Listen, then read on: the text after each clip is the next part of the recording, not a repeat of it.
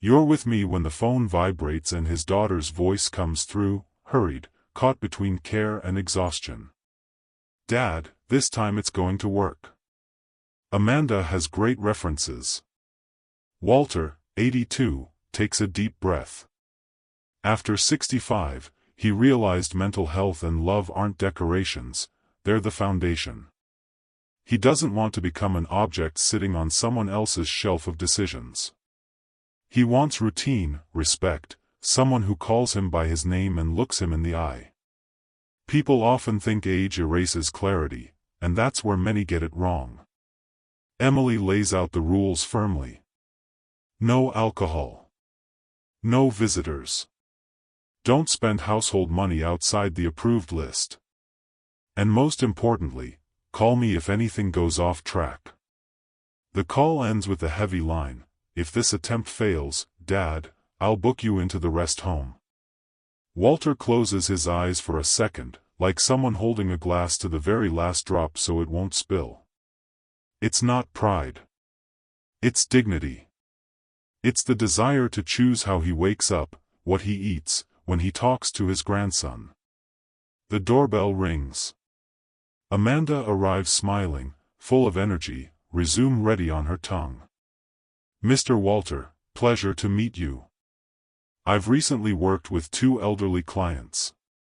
I'm attentive, discreet, and I know how to adapt. She talks about personalized routines, active listening, respect for autonomy. The right speech, in the right tone. Walter nods, measuring her words. The house falls silent for a moment. Her smile stays put, but something about it sounds too rehearsed, like lines memorized for an interview. He walks her through the basics of daily life. Coffee's in the top cabinet. The 8 o'clock meds are in this little box. I read after lunch. I like quiet in the afternoons. Amanda listens, says she understands, jots notes on her phone. I also prefer clear routines, Mr. Walter. Makes everything easier. The answer fits like a key in a lock. Emily watches from afar, relieved. Her face softens, as if a weight had just been set back exactly where it belongs. Walter takes the chance to reinforce the agreement. My daughter left instructions. We need to follow them. He says it plainly, without raising his voice, no beating around the bush. Amanda agrees and compliments the family's organization. It's even a pleasure to work like this. The compliment pleases, but Walter still pays attention to the pauses between sentences. He's learned to trust the silences more than the adjectives. Over a lifetime, he's seen that what people edit out of their speech often says more than what they choose to say. Emily puts away her coat, checks that the medication wallet is in place, replies to 2 texts, then turns to her father. Call me if anything comes up. Walter touches the watch his grandson gave him as a gift and jokes, if I forget, he'll remind me. Amanda laughs, friendly. Technology is great for keeping everything in order. On the surface, everything seems fine. It's in this landscape of apparent calm that choices worth a lifetime take root. The goodbye is brief. Emily kisses her father's forehead and thanks Amanda for her availability. Thank you for starting today. We really needed this. Amanda waves, repeats that she loves challenges and that elderly people are her calling. Walter hears the word calling and thinks about how heavy it feels when it's true. He stays quiet, collecting every detail, every inflection, every promise. With the house quieter now, Walter explains his small habits without apologizing for them. I like the newspaper folded a certain way. I prefer water at room temperature. Sometimes I need a few minutes alone in my room before lunch. Amanda responds with extra positivity, the kind of enthusiasm that tries to wrap up the conversation before it really begins. Perfect.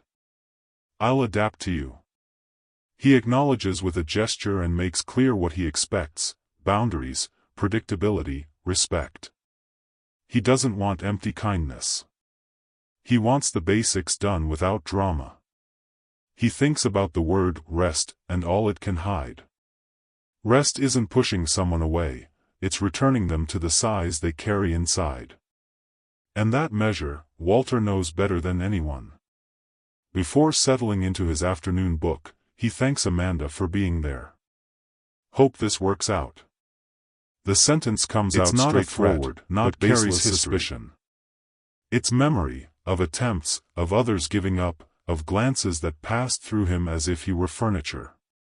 For him, age has sharpened his priorities, peace, clarity, promises kept. The rest, he's learned to manage. Emily sends one last message confirming she'll be back by the end of the day. Call me if anything unexpected happens. Walter replies with a terse, okay. He puts the phone down and breathes easier.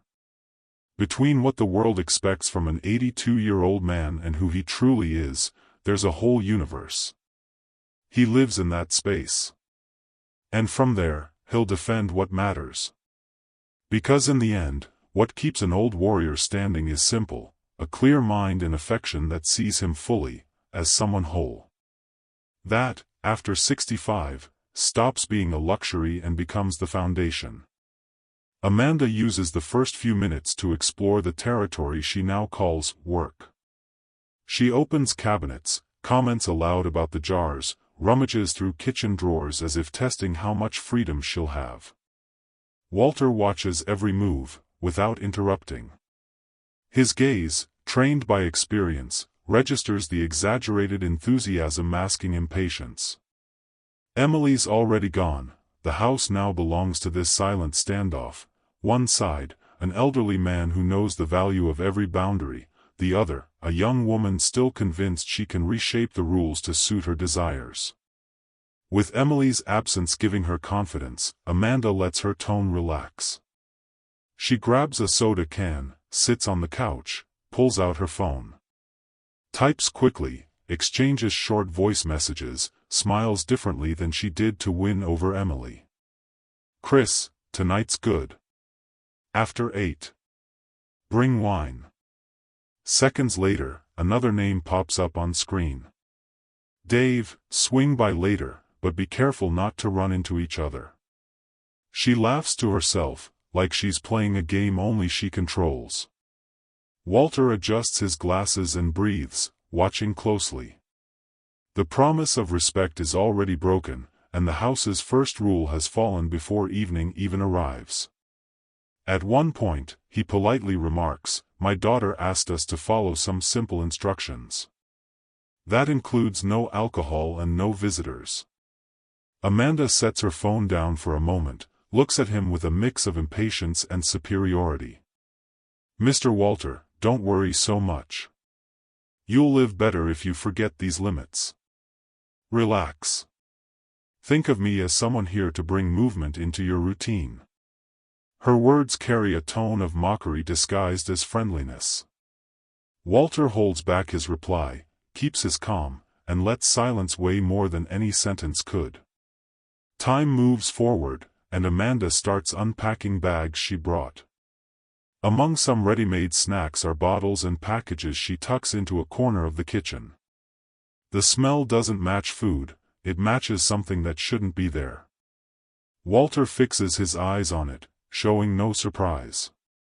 Anyone who sees weakness in him is looking wrong. Every detail is stored like a puzzle piece that will soon fit together. Amanda, convinced she controls the space, talks on the phone again. "Soon I'll have money for more. He won't even notice." Her laughter echoes through the room, but Walter doesn't react. His calm seems ordinary, but hides the discipline of someone who knows how to wait for the right moment to turn the tables. Amanda speeds up her plans as if the house were an extension of her own will. She takes Walter to the car, invents an outing she calls a therapeutic trip. He realizes the destination has nothing therapeutic about it. The drive ends at a hidden meeting spot, where two men trade quick laughs and hushed comments. Amanda displays exaggerated confidence, holds a bag, gestures like she's closing deals. Walter stays quiet, looking out the window, memorizing every detail. The men talk about drinks, cigarettes, small packages they discreetly exchange. The old man understands he's caught in a scheme he didn't choose, and that awareness doesn't paralyze him. On the contrary, it triggers a cold clarity. He already knows how to turn this trap into evidence. Inside the car, Amanda leans over and whispers, "If you say anything, it'll be worse for you. I'll say it was your idea, that you asked me to buy these things, that you made me bring people into the house. Who are they going to believe, me or you?" She grips the steering wheel firmly, her face lit by the confidence that comes from believing she's untouchable. Walter stares at her, unhurried, and answers with unsettling calm, "As you prefer, dear." That simple phrase slices through the air like a blade. Amanda thinks she's closed the matter, convinced he's accepted his role as a hostage. What she doesn't realize is that every word she speaks is being recorded, crystal clear, by the small watch on Walter's wrist. The gift from his grandson, once used only to track steps and remind him of medication times, has now become the guardian of truth. The device records flawlessly, capturing threats, confessions, entire conversations. Amanda has no idea that the sound of her own voice is her greatest enemy. As she smiles at the men while handing over the bag, Walter adjusts his shirt sleeve, covering his wrist, hiding his silent weapon. He doesn't need to confront, doesn't need to argue, he just lets time do its work. Anyone who thinks they control everything forgets that carelessness always reveals the fall. Back at the house, Amanda parades her arrogance, commenting on how easy it is to work with someone who doesn't react. Quiet old folks are the best. They stay silent, do what you tell them. Walter simply adjusts his armchair, folds his hands, and lets out a faint smile. It looks like surrender, but it's patience. The patience of someone who understands that justice is built brick by brick, recording by recording. His silence isn't empty. It's calculation. It's waiting. Every minute brings Amanda closer to the moment she'll discover that underestimating an elderly person with a clear mind is always the biggest mistake. The end of the day arrives with Emily and her husband returning home. Amanda jumps ahead, staging a theatrical panic, fake tears streaming as she accuses Walter of stealing money and trying to attack her. He's out of control. He needs to be taken to the rest home today. Emily's eyes widen, torn between pain and doubt. The weight of the decision hangs in the air.